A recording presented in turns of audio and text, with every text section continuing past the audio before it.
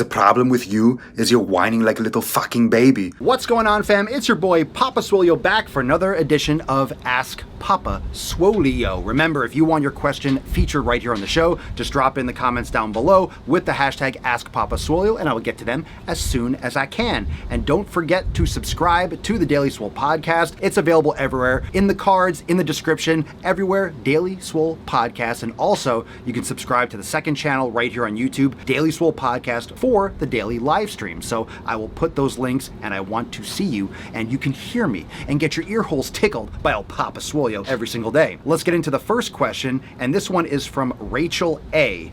Papa Swolio, do you have any tips for improving grip? Yes, you can do grip exercise. You can get one of those little handheld things and stuff like that. Those are okay, but you can do things like farmer's walks where you hold dumbbells. You can just do dead hangs from a bar and just practice doing grip focused movements. It does take time, but don't use straps and don't use wraps. Focus on your grip strength by doing grip exercises. Farmer's walks are classics, and just dead hangs from a bar are also very, very effective. Question from Josh Bowen. Papa Swolio, if you are focused on gaining muscle at first, how long should you do this before your first cut? That depends. It depends on how big you want to get. It depends on how much mass you've built and where you're trying to go. Remember, if you're bulking, you're going to lose mass when you cut. That's what a cut is. You're going to be in a caloric deficit. You're going to be losing some strength. You're going to be losing weight and mass over time. Now, if you keep your protein high and you keep on training, your body will maintain more of that lean mass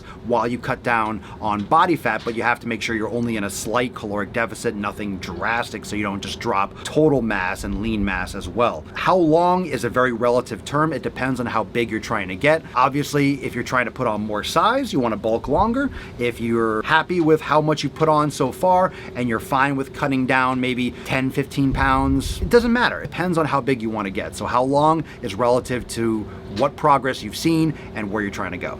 Question from Skilled Robin. Papa Swolio, how often do you think you should change up your workout routine, if at all, for hypertrophy?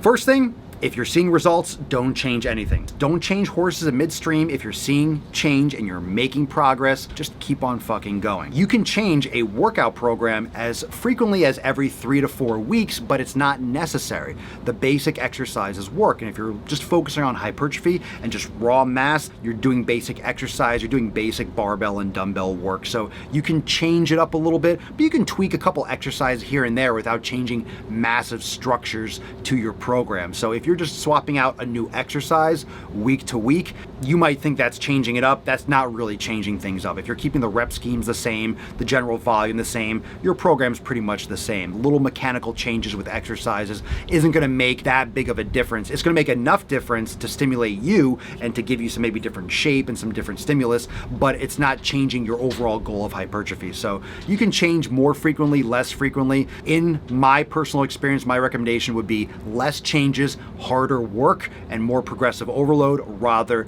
than just changing things just for your mental stimulation. Question from Tall Dude. What's up, Tall Dude? Papa Swolio, what should I do if I'm hitting plateaus for my maxes in lifting? Vague question, but good question. A lot of you are going to have issues with hitting your max in terms of strength. You can do different things. You could change up your program. Maybe you need some deloading. Maybe you need a little bit of a break. You could try some negatives, try some isometric holds. It depends on what your max is, what max you're hitting for what lift, for what advice I would give you, but isometrics, negatives, changing the volume can also be beneficial. So that's a vague question, but there are a bunch of different strategies in terms of how to break through plateaus. Could be caloric needs, could be recovery, and also could be changing maybe what range of motion and what portion of the move that you're trying to stress the most in. Like, for example, doing partial repetitions or doing, like I said, isometrics or negatives could be ways where you overload the muscles in ways that you can't with full standard repetitions. Question from Ashley Rocha.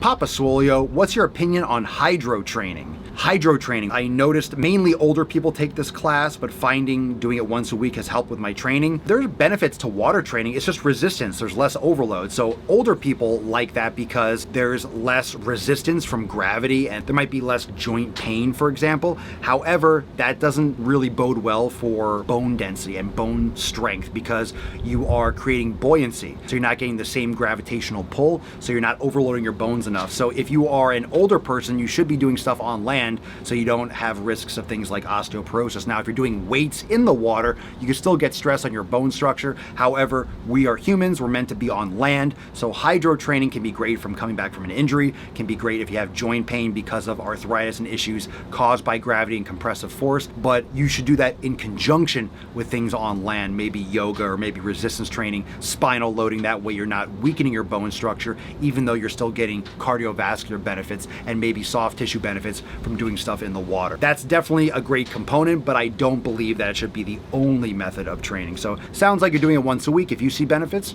cool. Question from Plants Gone Wild. Papa Swolio, I hear you talk about yoga often, but what's your take on Pilates? Have you tried it? Did you like it? I don't have a lot of personal experience with Pilates. I've dabbled a little bit. I prefer yoga personally, but if you do Pilates and you like it, cool, you can do Pilates. But I definitely think whether or not you do Pilates, you should also be doing yoga. So I don't think it should be either or. I think if you do Pilates, cool, but do yoga as well. Question from Axie Bullock. Papa Swolio, not fitness related, but my boyfriend has major beard envy from you.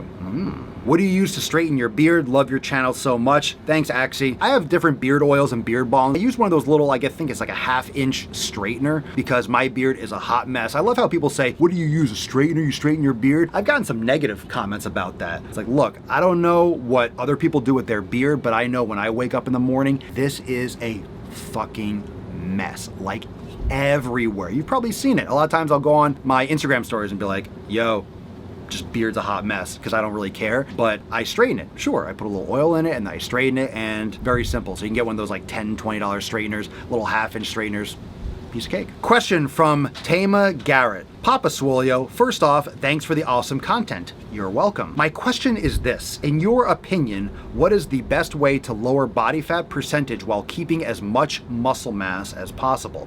Thanks again for all you do. In order to lower body fat, but keep muscle mass, so let's kind of go back. This goes back to, I believe it was the first question.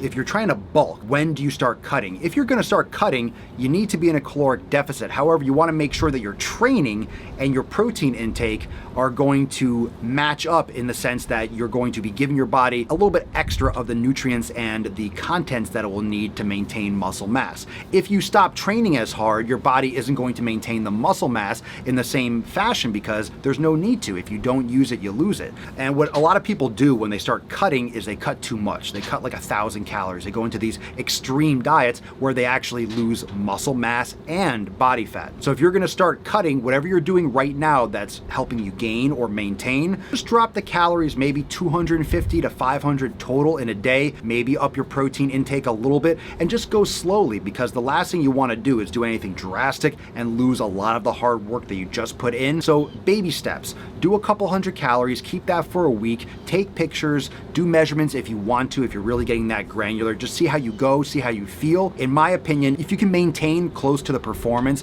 and close to the output and the energy that you did from when you were bulking and you were like in growth mode, that's more ideal. Go by how you feel in your performance. Don't do any drastic cuts, because the slower you do it, the more you will maintain that lean mass. And that's what a lot of pro bodybuilders do. They do 16-week cuts. Think about that. That's 4 months of slowly cutting down. And that's a slow process, because if you do anything drastically, you can have catastrophic results and you lose a lot of the hard work that you put in, because it's really hard to put on mass. Last thing you want to do is do a drastic cut and lose all the hard work you put in. So slow and steady wins the race, always. Thank you so much, everyone, for all your questions. I really appreciate it. If you want your question featured, drop in the comments down below with the hashtag AskPapaSwolio, and I will get to them as soon as I can. And reminder to subscribe to the Daily Swole podcast. It's available everywhere. I'll put in the cards and the description down below. You can catch me every single day on the live stream over on the Daily Swole podcast channel right here on YouTube, so make sure you subscribe there as well. But you can catch it on Apple Podcast, Spotify, Google Play, wherever you like to bang your ear holes with some knowledge nukes. I'll see you over there.